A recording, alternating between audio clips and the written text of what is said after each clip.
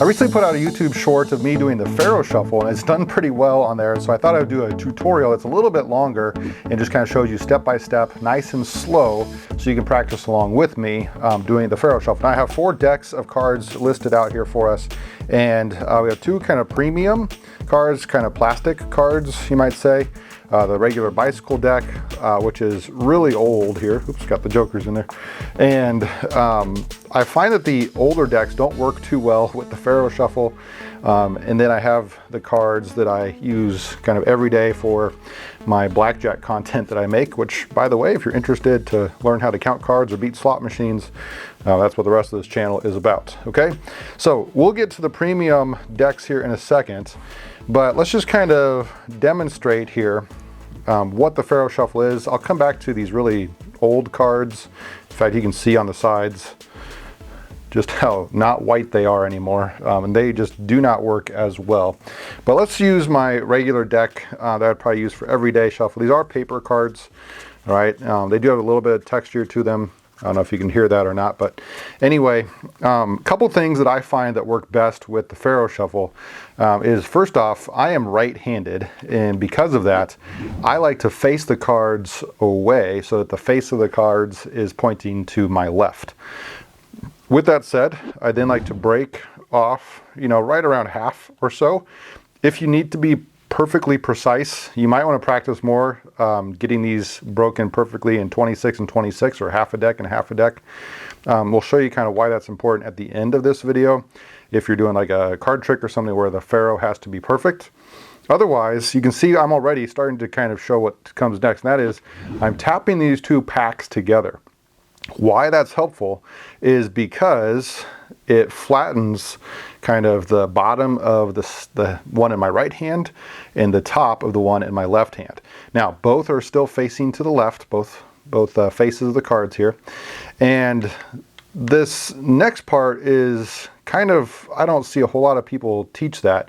And that is, I'm going to put my pointer finger out here, and as I put the cards together, they're not flat, all right? Instead, I'm gonna make a little bit of a V towards the back right here. The reason why that's important is because if I were to do it flat, that's a lot of surface area that's trying to, go through all those cards at once, and that's gonna create a lot of friction and just make this tougher. By lifting this up a little bit, just a little bit, doesn't have to be a whole lot, you are now only putting the pressure on the tip or the corner of this top pack, and then it's going to slide nicely into the bottom pack. That's the second part that a lot of people don't teach, is when they finally go through, I'm kind of moving very slowly from front to back as I go. That's very exaggerated. It doesn't really move a whole lot, but it's going to move ever so slightly kind of from the front to the back, where a lot of people just try to force them in, and that doesn't work out too well, okay? So I'm putting my finger here to kind of as a guide from the left to the other left. All right, the setup is important. Once you get this, what I've said probably takes about 3 seconds to just kind of get this set up, and then they go together. All right, so you really want to line those up nice and well. If I kind of bring those in close to the camera here, you can see that they're kind of lined up. Another thing, I'm almost tipping this one slightly forward, as again, that will create less surface area. As I do that, notice I still have that little V as I turn the cards this way. So the back is slightly lifted up, right there. It's very exaggerated, but it's not fully together like this. It is slightly lifted. All right, and then you'll notice once you see them kind of start to interlace just like that with just a little bit of pressure, then you start to pull back.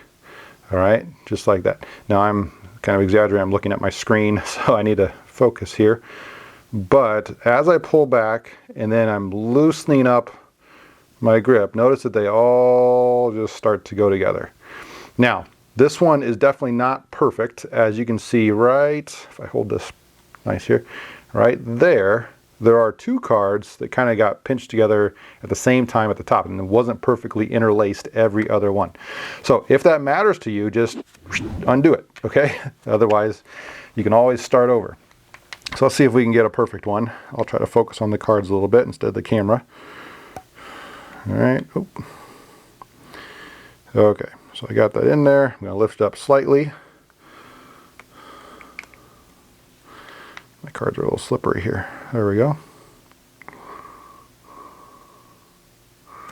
Nice. So pretty good. At the very end, it looks like I might have more cards on the bottom, and so at the very end they didn't interlace perfectly, but the whole first part there, if I bring that close, you can tell those are all interlaced nicely. My favorite part is at the end. I like to kind of hold them where those two parts of the cards, the top packet and the bottom packet, are coming together. I'm going to take my right hand and I'm going to push those in. Notice I'm using kind of like my pointer finger to also push here, and then they do a bridge and come together like that. All right, let's see if we can do it a little bit quicker now. Okay. And again, if you're striving for perfection here, it's a lot trickier than if you are not. So again, I didn't quite get it perfect, as there's one little bit at the very top that there's two cards close together. But if you're just going for a shuffled deck, then that works just fine. Okay, now that's with kind of my everyday type of cards. If I go back to those bicycle cards that are very used, notice how, oops, got to face those to my left. Notice how it just is more clunky when they go together. So you really want to have a good set of cards. So there, it's like kind of stuck. Now, actually, that was pretty good. But I've had a lot of practice with these. Brand new bicycle cards work really nice. However, these ones are probably 12 years old or so. I've had these since high school. Maybe. Of course, I show it really good when I on camera trying to be clunky with those ones. But anyway, you can kind of see that. Now, if you can get a nice set of premium cards, like these ones are plastic, they just have a nice weight to those. These should work the best. Now again, you want to try to get those split about perfectly. Looks like if anything, there might be one more on that side. I might have had it right the first time. Okay. And come on. And let's see if we can Pharaoh these guys together. These ones are slightly thicker, so you can almost see those go together a little bit better there. Now the first part and last part weren't quite perfect for me, but listen to this. They make such a nice sound with those nice plastic cards. Okay, and then a little drill for you if you want to try this on your own. Here I have all the cards in order. All right, ace through king in each of the suits. And so, one, it's really easy to tell where halfway is. But two, if you do the Faro Shuffle with half and half here, then these should perfectly come back together. So like the king will be next to the king, all the way down to the ace on the back side of the deck here. So let's see if we can do that perfectly. There's a nice perfect shuffle. So again, these are those premium cards, and they just work out a little bit better. You can see, if I bring that nice and close, every single one of those, come on, if it will focus, every single one of those cards are perfectly together. Just make sure not to mess them up there. And now as I fan through these, all the black cards together and all the red cards are together. And additionally, the two black kings, two black queens, all the way down to the aces are together. Same with the red cards. So it's a fun drill that you can do. Now, if you are, kind of last thing I'll leave you with is if you are just wanting to mix up your cards, it doesn't take too many of these Faro shuffles to do that, especially if you have a brand new deck. All right, there you can see I was one off. All right, so if you do that drill twice, let's see, we got the 4 kings, the 4 queens, jacks, 10s, 9s, 8s. So if there's any that are numbers that are like out of place, like if there'd be a 6 right there, then that one might have messed it up a little bit. 5s are good, 4s, 3s, 2s, and our aces. However, what I was saying is, so these are all like kind of together, you might say, but it doesn't take too many Faro shuffles to fully mix up these decks. Let me do it 2 more times.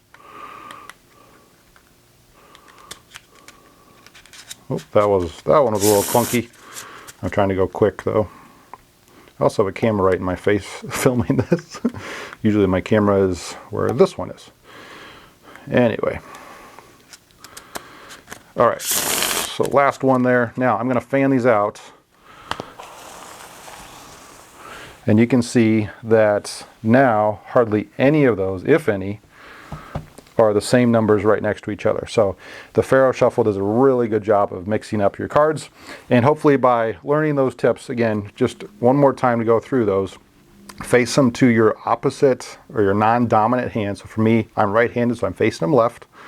Gonna try to split them as perfectly halfway in as I can, right about there. Tap them together, just like that. Use my pointer finger to kind of guide these two packs together. All right, I'm gonna slightly, ever so slightly, tip up the back as those are going in. And as I do that, then as they start to interlace, then I'm going to slowly pull them backwards. Notice that from where I started to where I ended, I'll do it again here. I'm starting right, they're kind of flush with each other. When I finish, they're back just a little bit. All right, by pulling it ever so slightly, that seems to want to interlace them a little bit better. So you can see I pulled those back from where they started at.